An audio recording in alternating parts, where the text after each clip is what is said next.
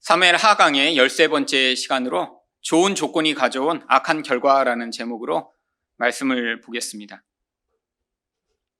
이 미갈이라고 하는 여인은 당대에 살고 있던 어떤 사람보다 좋은 조건의 그러한 환경을 타고났습니다. 왕의 딸이었기 때문에 흔히 이야기하면 공주였죠. 고대의 공주는 지금의 조건으로 이야기하면 아마 다이아몬드 수저쯤 될 것입니다. 이 시대에 금수저 정도 된다고 하면 그럼 사람들이 엄청 부러워할 만하지만 아마 이 미갈 정도의 그런 지위와 그런 조건을 타고난 사람은 흔치 않죠. 왕의 딸이었으니까 왕이 가지고 있던 모든 재산과 지위, 또 그 모든 그 나라에서 모든 사람이 알게 되는 그 인기를 한 몸에 받고 있던 그런 여자였죠. 여러분, 대부분이 또 공주들은 어떤가요? 바로 우리가 공주라고 생각하면 그 공주들이 가장 아름다운 그런 여인으로 우리가 생각을 합니다. 왜죠? 왕이 되면 가장 이쁜 여자랑 결혼을 하게 되어 있고요. 결국에 그래서 그 자녀들도 가장 이쁜 것이 아주 당연했기 때문이죠. 결국 이 미갈은 당대에 어떤 사람보다 비교할 수 없을 정도로 좋은 조건을 타고났습니다. 그런데 이 행운은 여기에서 끝나지 않습니다. 여러분, 공주라고 하더라도 고대에는 여인이 나가서 전쟁에서 승리를 할 수 있나요? 또 자기가 무슨 사업을 벌이고 어떤 특별한 일을 할 수 있나요? 이 여자가 고대에 뭔가 큰 행운을 얻었다라고 하면 좋은 남편을 만나 결혼하는 것인데, 여러분, 이 미갈은 누구랑 결혼했나요? 이스라엘의 영웅이며 또 젊고 잘생기고 또 멋진 바로 다윗과 결혼하게 되는 행운을 얻게 됩니다. 미갈이 잘나서 그것을 얻은 것이 아니에요. 원래는 미갈의 언니가 다윗과 결혼하게 되어 있었는데 이 사울의 변덕으로 말미암아 그 언니를 다른 사람에게 시집 보내버립니다. 그래서 이 미갈에게 기회가 찾아왔던 것이죠. 여러분, 이런 놀라운 조건, 당대에 정말 한 사람만이 누릴 수 있는 그런 최고의 조건을 가지고 있던 이 여인, 여러분, 아마 이 미갈 정도의 조건이 아니더라도 우리들은 이런 좋은 조건을 갖기를 얼마나 열망하나요? 조금만 더 부유했으면, 내가 조금만 더 능력이 많았으면, 내가 조금만 더 어떤 기회들을 타고났으면 이렇게 힘들지 않을 텐데. 이런 생각을 많이 하는 사람일수록 자기 자녀에게 더 좋은 조건을 물려주고자 아주 애를 씁니다. 자기가 이렇게 공부를 잘 못해서 자기 인생에서 이렇게 고통이 찾아왔다라고 생각하면 자기 자녀에게 더 좋은 그런 교육의 기회를 주고자 애쓰고요. 내가 가난해서 인생에서 힘들었다고 생각하면 자녀들은 경제적으로 부유하게 살아서 나처럼 고통 겪지 않게 해야지라고 생각하는 것이 당연한 것 아닌가요? 여러분, 또 많은 사람들은 자기가 이런 좋은 조건을 갖고 있지 못하기 때문에 좌절하는 경우가 많습니다. 해도 안 돼. 이미 금수저를 물려받은 사람들이 그 모든 기회를 다 가지고 가서 나는 노력해서 이 땅에서 행복할 수 없어 라고 생각하고 좌절하고 포기하는 젊은이들이 얼마나 많이 있나요? 여러분, 많은 사람들에게 절대적인 것처럼 보이는 이 좋은 조건이 그런데 영적으로 보면 어쩌면 최악의 결과를 가져오는 그러한 조건이 될 수도 있다라고 하는 것이 성경의 관점입니다. 우리가 볼 때는 가장 좋은 것이 어쩌면 하나님의 관점에서는 어쩌면 그것보다 더 악할 수 없는 그런 조건이 될 수 있는 것이죠. 어떻게 좋은 조건이 어떤 악한 결과를 가져올 수 있나요? 첫 번째로 교만하게 만듭니다. 16절 말씀입니다. 여호와의 개가 다윗성으로 들어올 때 사울의 딸 미갈이 창으로 내다보다가 다윗 왕이 여호와 앞에서 뛰놀며 춤추는 것을 보고 심중에 그를 업신 여기니라. 지금 이 여호와의 개가 다윗성에 들어오는 이 상황은 모든 이스라엘 백성들이 멀리서부터 와서 참여하는 아주 가장 중요한 국가적 행사입니다.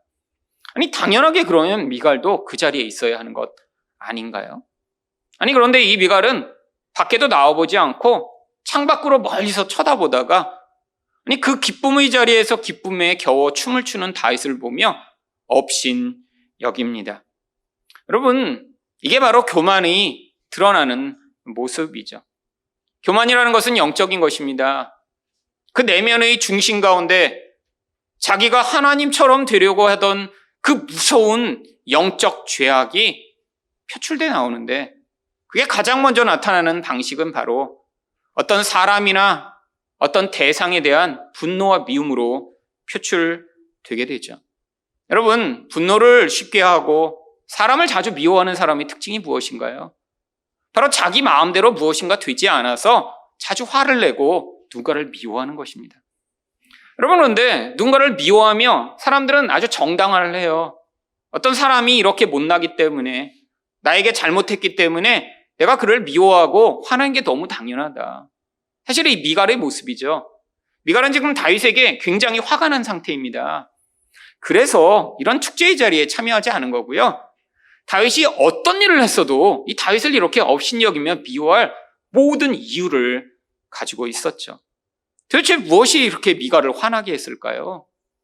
여러분, 지금 이 미갈은 자신이 이렇게 공주이다가 이런 영웅인 다윗과 결혼한 것이 너무 당연한 것이었습니다.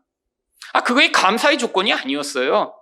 자기는 그 나라에서 가장 사랑받는 자이고 또 다윗과 결혼할 당연한 그러한 자격을 가지고 있다고 생각을 했죠. 그런데 그 다음에 무슨 일이 벌어졌나요?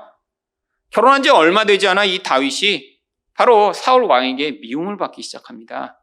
그리고 이 다윗이 반역자가 돼서 도망을 치게 됩니다. 여러분, 그때 벌어진 일이 바로 사무엘상 25장 44절입니다. 사울이 그의 딸 다윗의 아내 미갈을 갈림에 사는 라이스의 아들 발디에게 주었더라.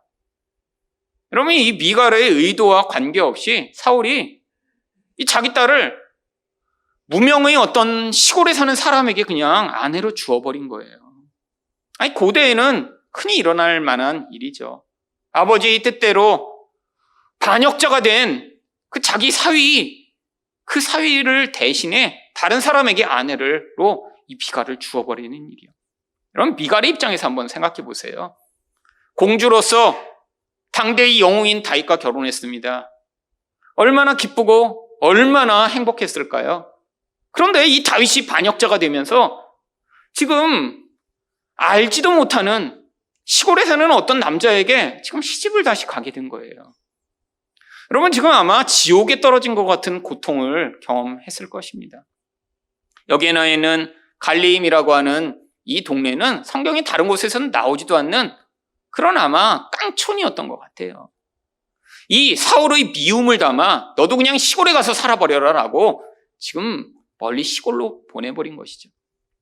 여러분, 공주였다가 이렇게 영웅과 결혼해 도시에 살며 그 모든 특권을 누리던 이 미갈에게 사실 이런 처참한 상황이 벌어진 것입니다. 그렇게 힘들어도 어떡하겠어요? 사람이란 건 적응의 동물이죠. 아마 미갈도 그곳에서 적응했을 것입니다. 체념하고 살았겠죠. 마음의 중심에는 자기의 상황이 그렇게 벌어진 그 모든 이유가 됐던 다윗을 아마 계속해서 미워하며, 왜 이렇게 아버지에게 미움을 받아, 왜 나의 인생 가운데 이런 지옥과 같은 상황을 주게 했는지 아마 그 쓴뿌리를 그냥 가지고 있었겠죠.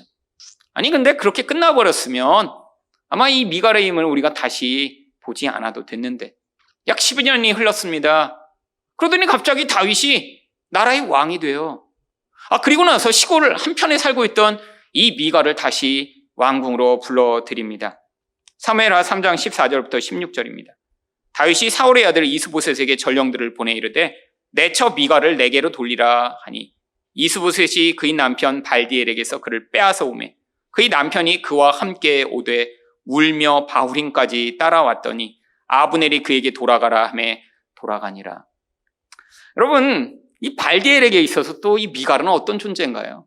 여러분, 시골에 사는 농부인데 갑자기 사울이 화나더니 공주를 자기에게 아내로 줘버렸어요. 지금 로또를 맞은 것 같은 지금 행복에 지금 겨우 살고 있었죠. 울며 힘들어하는 그 아내를 달래고 내일처럼 여보, 내가 당신을 위해 모든 걸 다 할게.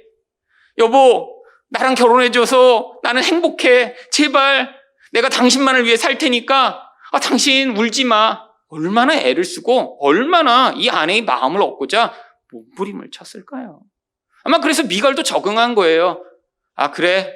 이렇게 나만 바라보고 살고 있는 이 남편이 왜 그래도 내가 그냥 살자라고 했는데, 아니 그렇게 해서 마음을 겨우 이제 적응했는데 갑자기 다시 다윗이 나타나더니 자기를 왕궁으로 부른 것입니다.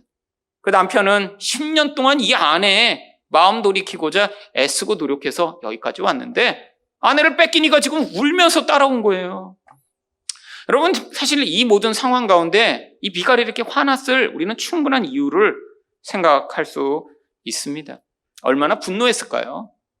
뭔가 좋은 일이 주어졌다 뺏긴 뒤에 아니 그냥 그대로 체념하고 살고 있는 자신의 인생 가운데 다시 이런 큰 변화를 불러일으킨 이 다윗이요.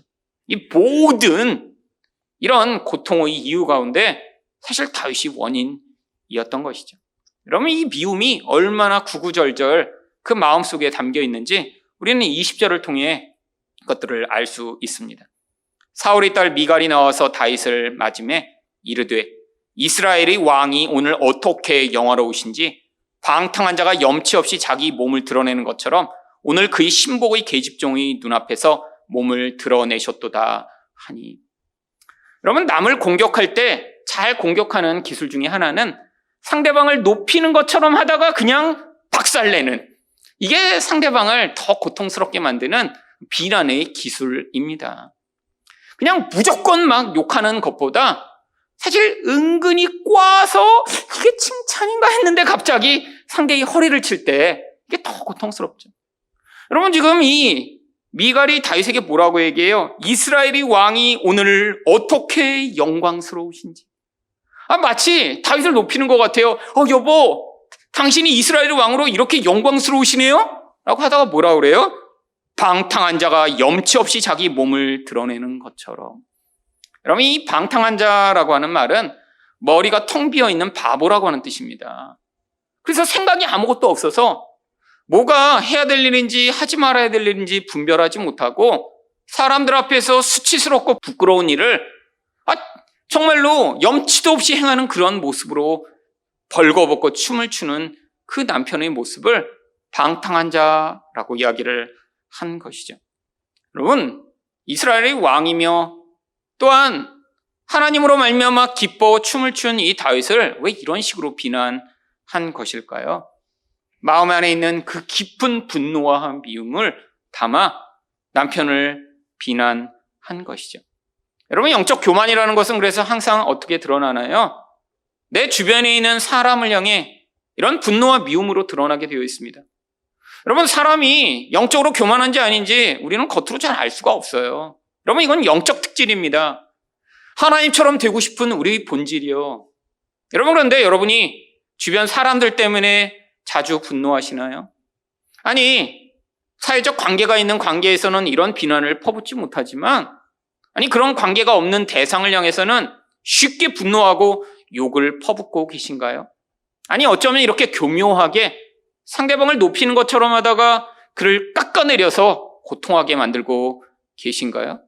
여러분, 바로 그런 모습을 통해 여러분이 얼마나 영적으로 교만한지 드러나고 있는 것입니다. 영적으로 교만한 사람일수록 자기가 원하는 것이 되게 명확해요. 나는 이렇게 살아야 돼. 마치 미갈처럼 내 인생은 나는 영원히 공주여야 돼. 나는 내 인생에 누구도 나를 방해하면 안 돼.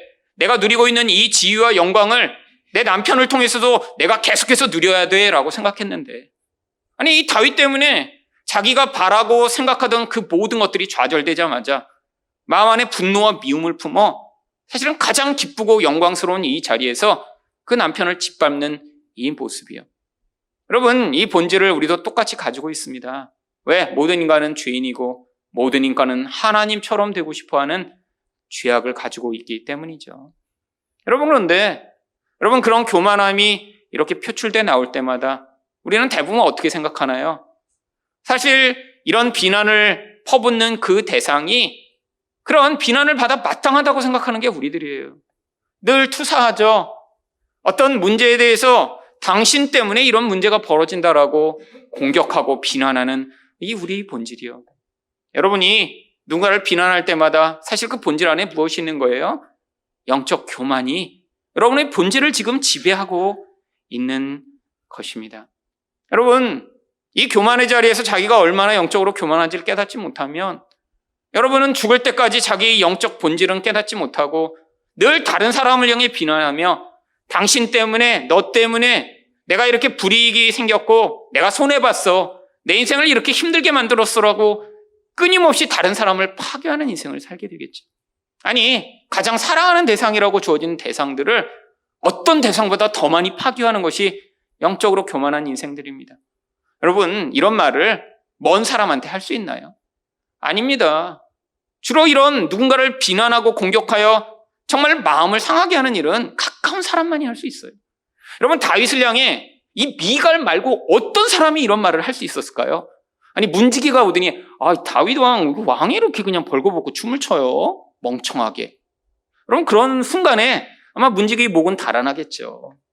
그럼 아내 말고는 할 수 없는 말이에요. 그러니까 지금 이 미갈은 자기가 아내이기 때문에 그 앞에서 당당하게 그런 비난을 퍼부은 것이죠. 여러분, 우리도 얼마나 그럴 때 많나요? 여러분, 외부에 가서 모르는 사람한테 우리는 굉장히 예의를 잘 지킵니다. 근데 가까운 사람일수록 얼마나 예의 없이 말하는 경우가 많이 있나요? 아니, 상대방이 무슨 얘기를 하면 가장 고통스러울까 너무 잘 알기 때문에 비장의 무기로 품고 있다가 내 마음에서 분노가 치밀어 올 때마다 바로 그 결정적 무기를 가지고 상대를 찌른 다음에 옆으로 비틀어서 한 번 더 고통스럽게 만드는 그 인간의 무서운 죄악이요. 여러분, 상대방이 문제가 아니라 이런 칼을 정말로 우리 안에서 뿜어내 다른 사람을 죽이는 용도로 사용하는 우리의 영적 교만이 문제인 것이죠. 여러분, 이렇게 영적으로 교만한 사람은 또한 또 다른 태도를 보이게 되어 있습니다. 여러분, 이 미갈이 이 다윗을 공격하면서 뭐라고 하나요? 오늘 그의 신복의 계집종의 눈앞에서 몸을 드러내셨도다. 아니, 왜 계집종들을 언급해요? 지금 여러분, 영적으로 교만이라는 것은요, 자기가 하나님처럼 되고 싶고 자기가 어떤 대상보다 더 인정받고 높아지고 싶은 그 모습이기 때문에 늘 다른 사람들을 아주 민감하게 바라봅니다. 다른 사람이 나를 어떻게 평가하는지, 내가 그 앞에서 실수하는지 부끄러운지 아닌지. 여러분, 그런데 지금 어떤 일이 벌어졌어요? 이 다윗이 이 에봇이라고 하는 옷을 입고 춤을 추니까 다리가 드러난 거예요. 지금 그렇게 하다 보니까 지금 이 다윗과 자신은 어떤 대상이에요? 위엄이 있고 영광스러운 왕의 가문이에요. 아니, 그러니까 지금 사람들이 이 왕을 어떻게 쳐다보며, 아니, 왕의 부인인 자기까지도 어떻게 바라볼 것에 대해서 지금 예측하다 보니까 지금 창피해진 거죠. 여러분, 이게 영적 교만이 드러나는 한 가지 모습입니다. 사람들 앞에서 자기가 어떻게 바라보일지 너무너무 신경을 많이 써요. 그래서 자기 주변에 자기와 관계된 사람이 실수를 하거나 부끄러워지면 그때 그것에 대해 엄청나게 요동하기 시작합니다. 여러분, 혹시 여러분 가족 때문에 다른 사람 앞에서 자기 가족이 부끄러운 일을 하면 정말 아주 마음에서 너무너무 힘들으신 분 계시지 않나요? 남편이나 아내가 말실수를 하고 나면 집에 와서 그냥 당신 거기서 그 얘기 하지 말라 그랬는데 왜 그랬냐고 그냥 와서 그냥 찌르고, 자기 아이가 뭔가 사람들 앞에서 실수를 하고 부끄럽게 하고 나면 막 그것 때문에 울그락 못 견디고. 여러분, 그 본질 안에 뭐가 있는 줄 아세요? 내 주변에 있는 모든 사람이 내가 원하는 어떤 그런 수준을 지켜줘야 되는 거예요. 여러분, 근데 이게 통제가 잘 안 됩니다. 여러분, 자식이 부모가 이렇게 보면서 어머, 이 아이는 어떻게 이렇게 말을 잘 듣고 예의 바른 그런 똑똑한 아이를 키우셨어요?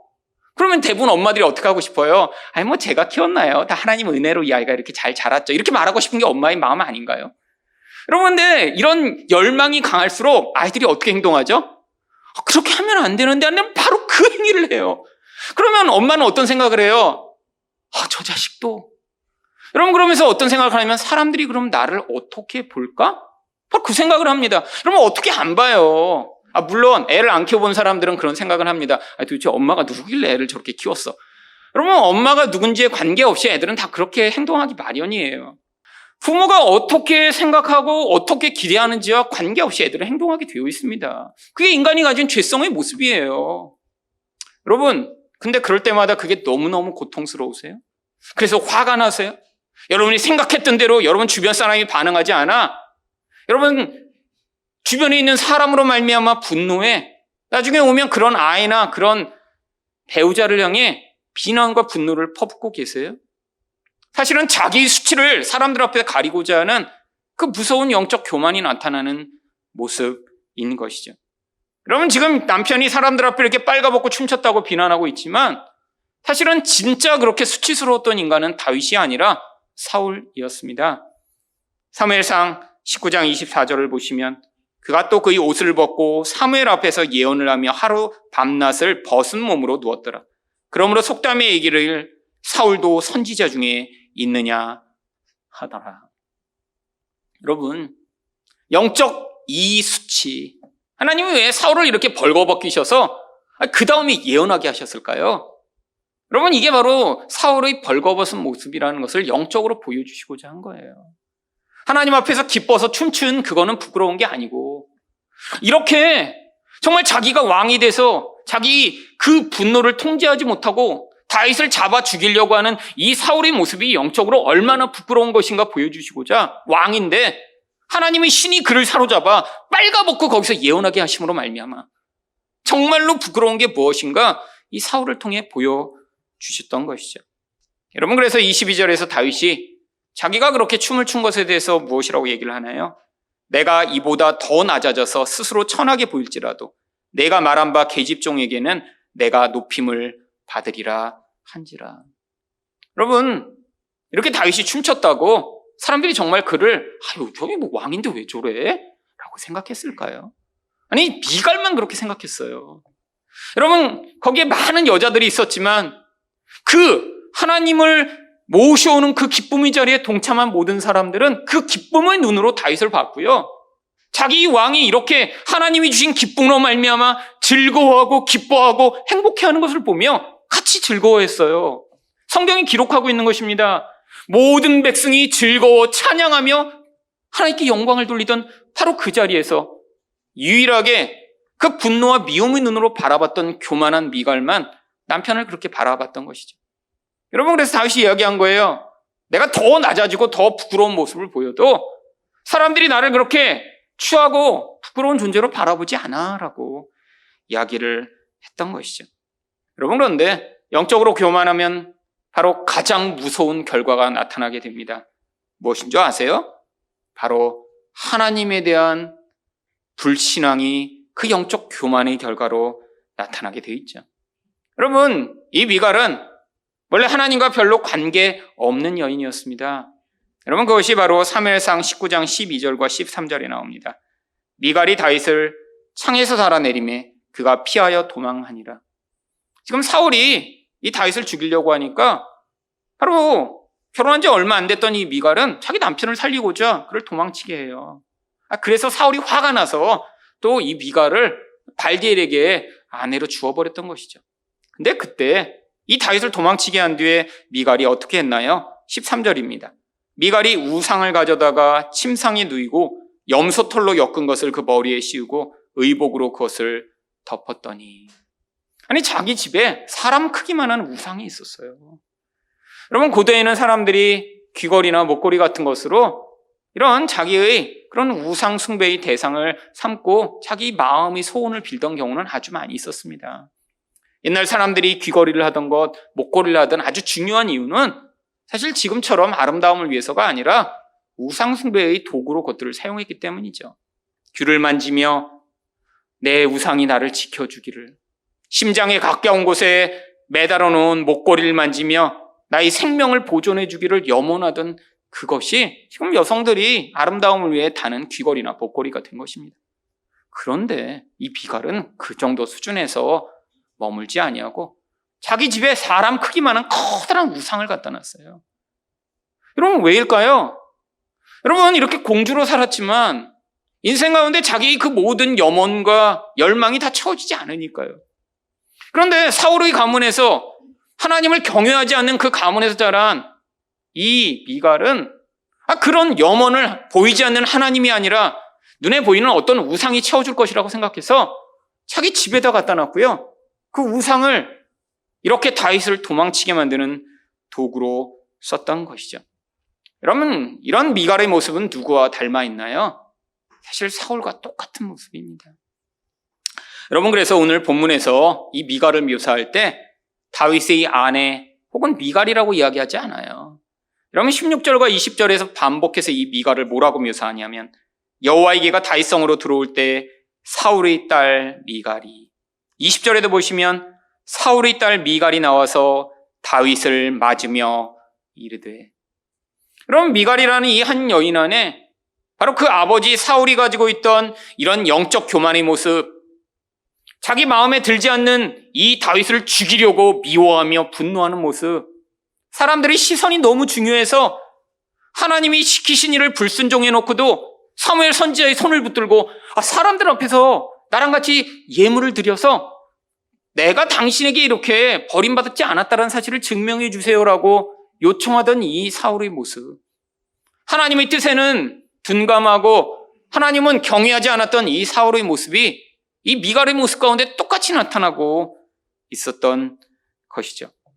여러분, 이 미갈의 이런 영적 교만이 얼마나 뿌리 깊은 것인지, 이것이 하나님이 어떻게 바라보고 계셨던 것인지 오늘 본문 가운데 있던 한 단어를 통해 이것을 아주 깊이 있게 보여주고 있습니다. 16절 말씀입니다. 사울의 딸 미갈이 그를 업신여기니라. 여러분, 이 업신여기다라는 바자라고 하는 히브리어는 멸시하다, 업신여기다라는 뜻으로 흔히 사용되는 단어입니다. 근데 성경에서 이 단어를 쓸 때는 어떤 특정한 영적 의미를 우리한테 전달하고자 이 단어를 일부러 사용하고 있습니다. 여러분, 그래서 이 단어가 첫 번째로 나오던 바로 대상은 바로 하나님께 버림받은 에서를 묘사할 때 이 단어를 사용합니다. 창세기 25장 34절을 보시면 야곱이 떡과 팥죽을 에서에게 주매 에서가 먹으며 마시고 일어나 갔으니 에서가 장자의 명분을 가볍게 여김이었더라. 사실은 한글 성경은 가볍게 여기다라고 번역되어 있지만 히브리어로 바자, 멸시하였다라고 하는 것이죠.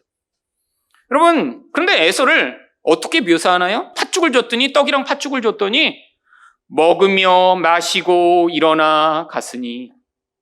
여러분, 성경의 동사를 연달아 묘사함으로 말미암아 에서가 얼마나 육적인 존재인가를 지금 묘사하고 있는 거예요. 에서의 유일한 관심은 먹는 것밖에 없었습니다. 하나님의 일에 대해서는 아무런 관심이 없었어요. 자기 인생에서 자기 욕구를 채워줄 것에 대한 관심이 있었죠. 근데 왜 이런 인생이 됐을까요? 이 에서는 원래 잘난 인간으로 태어났으니까요. 사람들이 인기를 얻는 그런 강한 힘을 가지고 있었으니까요. 아버지에게도 인정을 받았으니까요. 소위 이야기하면 좋은 조건을 타고난 부잣집 도련님이었고, 또한 자기도 능력이 아주 많았어요. 밖에 나가서 얼마나 능력이 많았는지 동네 여자들이 다 에서를 쫓아다니니까 그 중에서 두 여자랑 한꺼번에 결혼을 합니다. 아주 엄청난 동네의 영웅이었죠. 그러니까 하나님에 대해 별로 관심이 없었던 인간이었던 거예요.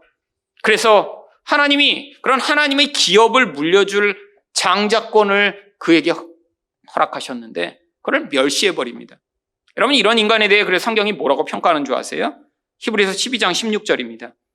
음행하는 자와 혹 한 그릇 음식을 위하여 장자의 명분을 판 에서와 같이 망령된 자가 없도록 살피라.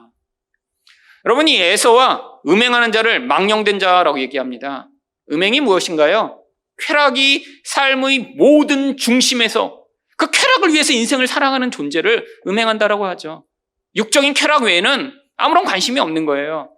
돈을 버는 이유도, 사람을 사귀는 이유도, 세상에서 자기 능력을 드러내고자 하는 이유도 다 자기 육적 쾌락을 위해 살아가는 그 존재예요. 근데 에서가 그랬다는 거예요. 이런 자를 뭐라고 부르죠? 망령된 자요. 그럼 망령이 무엇입니까? 나이가 들어서 치매가 든 게 망령인가요? 아니에요. 이 망령되다라고 하는 단어는 영어로는 godless라고 번역하는 단어입니다. 하나님 없는 자, 세속적인 자. 세상에서 아무리 능력이 많고 많은 사람의 인정을 받아도 하나님 없이 살아가는 이 존재가 바로 하나님 앞에서 망령된 자며 하나님의 그 복과 은혜를 누릴 수 없는 자라고 하는 것이죠. 여러분, 에서만이 아닙니다. 성경에 나오는 가장 악질적인 나쁜 놈들을 묘사할 때도 또 이런 단어를 사용해요. 바로 엘리와 그 두 아들 홈리와 비나스를 묘사할 때 사용했던 단어가 이 바자, 멸시하다라는 단어입니다. 사무엘상 2장 30절입니다. 나 여호와가 말하노니 나를 존중히 여기는 자는 내가 존중히 여기고 나를 멸시하는 자를 내가 경멸하리라. 여러분, 하나님을 멸시하는 이들의 모습이요. 여러분, 이들에게 어떠한 심판이 주어지나요? 사무엘상 4장 11절을 보시면 하나님의 괴는 빼앗겼고 엘리의 두 아들 홈리와 비느하스는 죽임을 당하였더라. 여러분, 이게 하나님을 멸시하는 자들에게 내리시는 하나님의 심판입니다. 이렇게 하나님을 멸시하며 이들이 하나님을 짓밟는데 그것들을 그냥 방치했던 엘리는 어떻게 죽나요? 바로 이들이 이렇게 죽고 여호와의 괴가 빼앗겼다는 소문을 듣고 의자에서 뒤로 자빠져서 목이 부러져 죽어버려요. 여러분, 이건 가시적으로 하나님이 보여주시는 것이죠. 하나님에 대한 이런 영적 태도를 가진 자들의 결국이 어떻게 될 것인가를 하나님이 보여주신 것입니다. 여러분, 우리는 다 사실 미갈처럼 영적으로 교만한 자들입니다. 그게 바로 우리의 본질이에요. 그래서 아직도 우리가 우리 안에서 튀어나오는 이 영적 교만의 모습을 발견하게 되는 것이죠. 여러분의 인생 가운데 여러분이 생각해놓은 어떠한 것을 방해하고 또 손해를 보게 만드는 그 사람을 여러분 용서하고 용납하고 계신가요? 아니면 미갈처럼 이런 분노를 품고 그를 말로든 행위로든 짓밟아 보복하고 계신 것은 아닌가요? 여러분은 정말 사람의 시선에 대해 자유롭고 계신가요? 정말 하나님만이 여러분을 바라보시며 그 하나님의 눈에 가치 있고 의미 있는 인생을 살고자 몸부림을 치시나요? 아니면 사람들이 여러분을 어떻게 바라볼지에 너무 민감해서 내 나이에 내 수준에 내가 이런 모습으로 살지 않으면 사람들이 나를 어떻게 평가할까?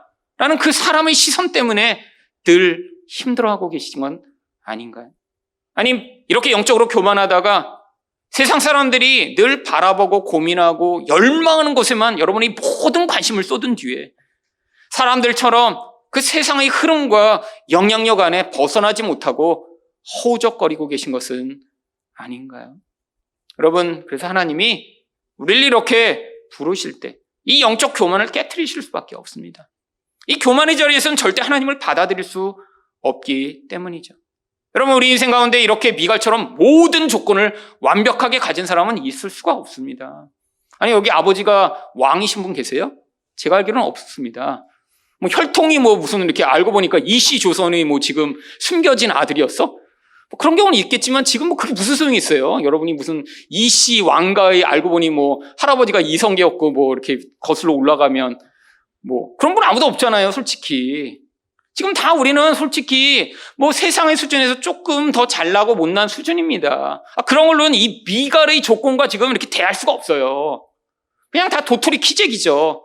조금 잘나고, 조금 돈 더 있고, 조금 좋은 학교 나왔고, 조금 상황이 좋은 그 정도죠. 사실 여기에 정말 30대 기업에 들어가는 그런 기업의 숨겨진 아들이 또 혹시 계실지 모르겠네요. 다 얘기를 안 하셨으니까. 하지만 제가 알기로는 지금 없습니다. 30대 기업의 아들이 여기 계시겠어요. 여러분, 다 비슷한 수준인데 우리 안에서 늘 어때요? 내가 가진 어떤 조건에 대해서는 교만한 마음을 가집니다. 그래서 그걸로 남을 늘 평가해요. 아니, 어떻게 저렇게 예의가 없지? 저렇게 수준이 좀 낮지? 여러분, 그러면서 또 한편으로는 자기가 갖지 못한 조건에 대해 늘 어떻게 돼요? 불안해하고 두려워하죠. 여러분, 이게 우리가 얼마나 교만한지를 보여주는 것이에요. 하나님이 그런데 우리가 기도한다고 그런 조건을 채워주시나요? 내가 돈만 조금 더 있으면 내 능력과 돈이 합쳐지면서 내가 이 시대에 그래도 괜찮은 사람으로 살 수 있는데, 그래서 기도했더니 하나님이 그 돈을 주시나요? 여러분, 하나님은 그런 방식으로 일하지 않으세요. 이 세상의 조건을 다르게 만들어주세요. 그래갖고 우리가 부족함이 없게 만들어주시는 그런 하나님이세요. 여러분, 하나님을 그렇게 1차원적으로 바라보지 마세요. 우리 하나님은 우리 이 근원적 영적 교만을 해결하셔서 우리가 이 땅의 환경과 조건에 관계없이 그 자리에서 기뻐하고 즐거워하며 하나님으로 말미암아 놀라운 그 영적 은혜를 누리는 자 되게 만드시는 것이 하나님의 목적입니다. 여러분, 아무리 좋은 조건을 가져서 소용없다는 거 이 미갈을 통해 보여주고 계신 거예요. 여러분, 그래서 하나님이 우리를 부르실 때 이런 교만한 자리로부터 하나님이 부르시지 않습니다. 무엇인가 우리 안에 하나님이 먼저 나의 이 약점과 이 부족함을 깨닫게 하신 뒤에 그 자리로부터 부르셔야 바로 하나님의 은혜를 받아들일 수 있는 영적 겸손의 태도가 만들어지기 때문이죠. 여러분, 특별히 그래서 초대교회에는 바로 교회에 모여든 사람들이 자기가 교만하고 자기가 잘난 인간들은 교회에 오지 않았어요. 왜? 핍박받는 종교였으니까요. 그래서 바울이 고린도전서 1장 27절부터 29절에 뭐라고 얘기합니까?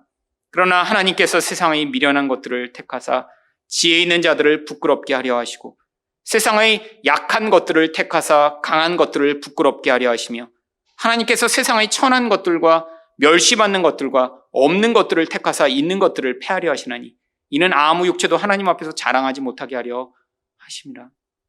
여러분, 사람들이 이거 열망하는 거 아닌가요? 똑똑하고 강하고 또한 잘나고 사람들 앞에 영광스러운 그런 존재가 되는 거예요. 그런데 하나님이 이런 부족하고 뭔가 문제 있는 사람들이라고 하는 사람들을 불러 모으신 뒤에 이런 아무의 조건도 자랑할 수 없는 사람 사이에서 하나님은 어떤 일을 행하시는데 어떤 일을 행하신 줄 아세요? 바로 그 다음 절인 고린도전서 1장 30절과 31절을 보시면 너희는 하나님으로부터 나와서 그리스도 예수 안에 있고 예수는 하나님으로부터 나와서 우리에게 지혜와 의로움과 거룩함과 구원함이 되셨으니. 여러분, 이렇게 나의 조건으로 나를 자랑하고 높일 수 없는 자들만이 예수를 그에게 주실 때 그 예수로 말미암아 자랑하고 예수로 말미암아 지혜를 삼고 예수로 말미암아 자기 구원을 삼는 자가 되기 때문에 하나님 바로 예수만이 그들의 유일한 힘이며 예수만이 그들의 자랑이 되도록 바로 그런 자리에서 우리를 불러내신다는 것입니다. 여러분, 정말 예수로 여러분의 자랑을 삼고 계신가요? 이렇게 예수로 말미암아 이 세상의 어떤 조건보다 뛰어난 그 예수의 능력과 은혜를 맛본 자만이 그래서 31절에 기록된 바 자랑하는 자는 주 안에서 자랑하라 함과 같게 하려 함이라. 이 자들만 바로 예수를 높이고 자랑하고 그에게 영광을 돌릴 수 있는 것이죠. 여러분, 영적으로 교만한 자들은 자기만을 드러내고자 합니다. 내가 왕이 되고 내가 하나님처럼 되고 내가 인기를 얻고 내가 다른 사람들에게 가장 존귀한 존재가 되기를 열망하는 자들이 영적으로 교만한 자들이죠. 그런데 하나님이 바로 우리도 똑같이 나를 위해 살던 그 자리로부터 우리를 부르셔서 내가 아니라 예수 높이고 하나님께 영광 돌리는 자들 되도록 만드시기 위해 그 자리로부터 우리를 불러내신 것입니다. 여러분, 이게 감사한 것이죠.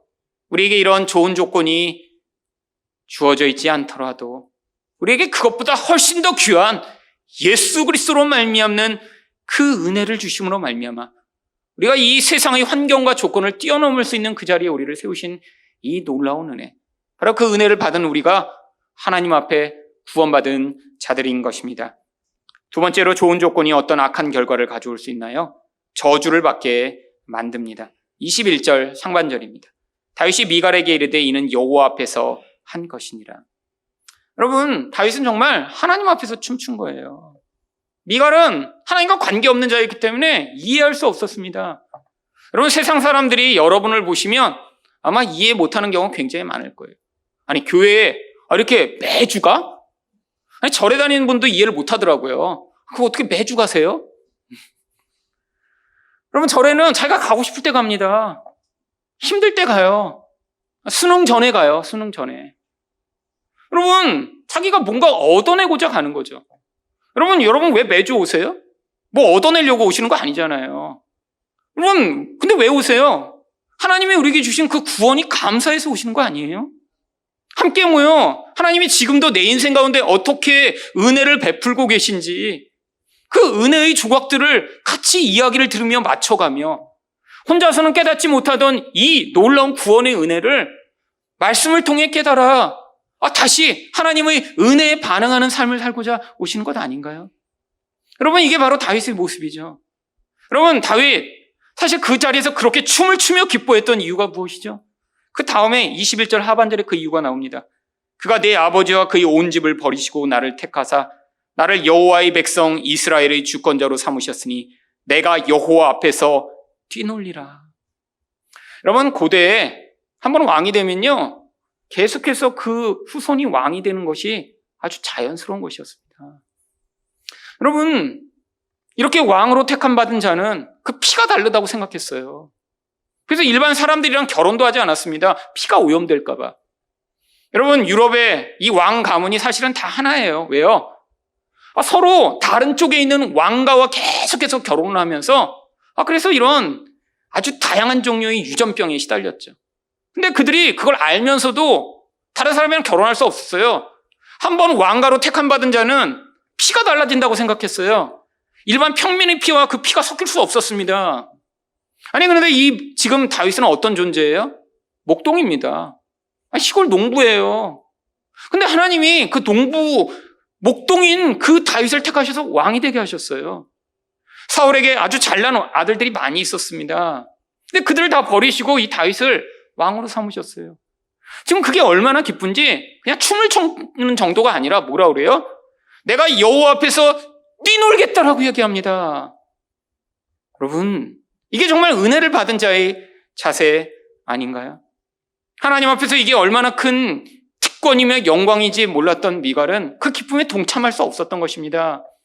세상 사람들이 지금 우리를 보며 이야기하듯이, 아니 어떻게 그렇게 정말 광신적으로 예수를 믿을 수 있어?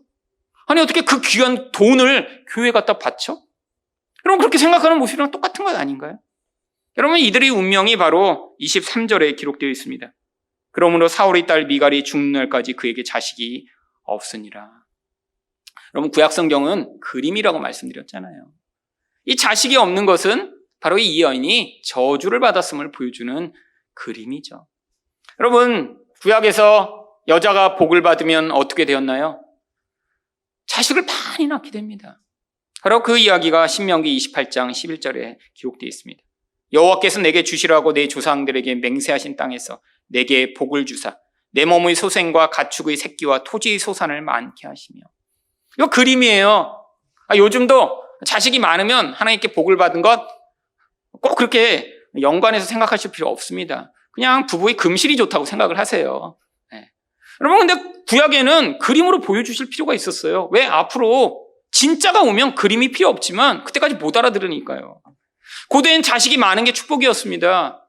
아들이 한 명이라도 더 늘어나면 나중에 경제적으로 엄청난 혜택이 오는 거예요. 여러분, 근데 이 미갈에게는 이런 축복이 끊어졌어요. 뭐예요? 하나님이 복으로부터 단절돼 영원한 멸망과 심판이 그에게 임했다라고 하는 것을 그림으로 보여준 것이죠. 여러분은 어떤 자리에 서 계신가요? 여러분의 그 교만, 사람들 앞에서 자기를 높이고 싶어하는 그 중심의 교만을 하나님이 깨뜨리셔서 여러분이 오히려 수치스럽고 여러분이 원하는 그 좋은 조건이 주어지지 않지만 오히려 그것을 통해 이렇게 다윗처럼 하나님을 예배하며 하나님을 찬양하는 자리에 섰을 때 바로 우리가 그 놀라운 복을 얻게 된 자들인 것입니다. 여러분, 다윗처럼 우리가 은혜를 받아 지금 하나님이 다 한 나라를 주시며 왕으로 세우시나요? 아닙니다. 하나님이 하지만 우리에게 다른 축복을 약속하고 계시죠. 어떤 축복이요? 바로 하나님 나라의 왕들로 우리를 지금 부르고 계시잖아요. 근데 원래 우리가 어떤 자들이었나요? 에베소 2장 2절과 3절입니다.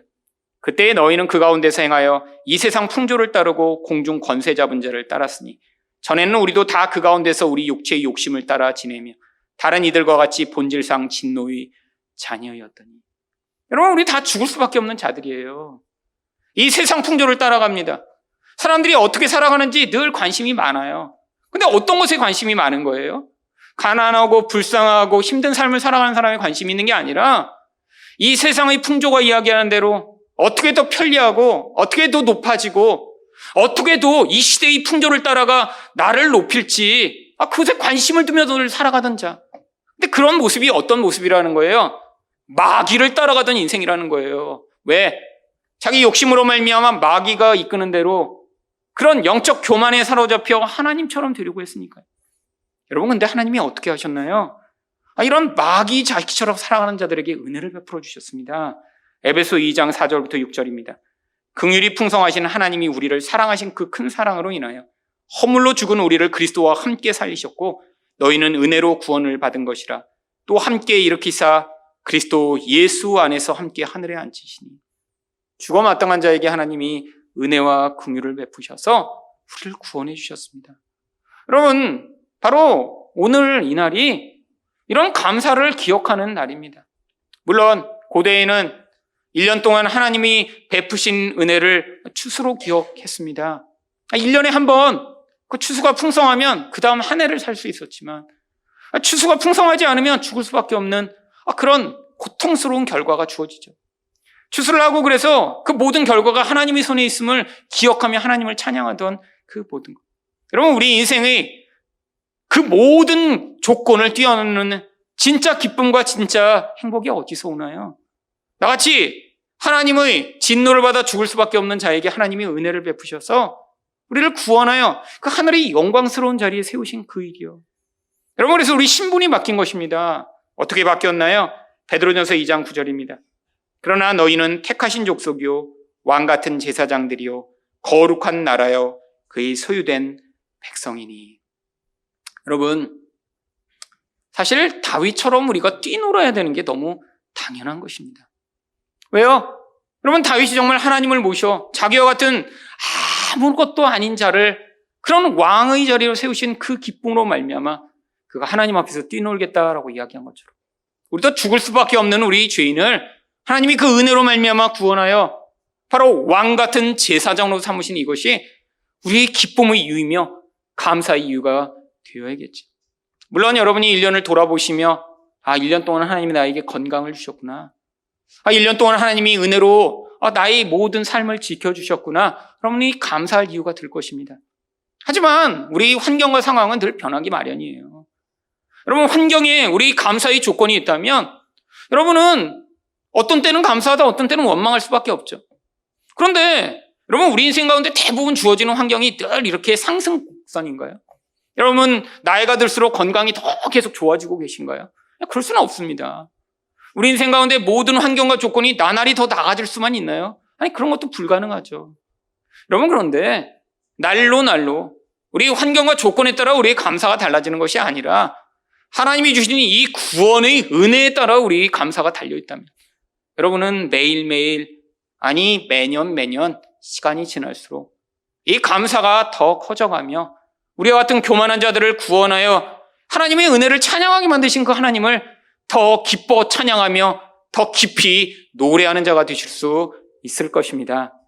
이렇게 하나님이 주신 그 구원의 은혜에 인해 하나님을 찬양하며 기뻐하는 여러분 되시기를 예수 그리스도 이름으로 축원드립니다.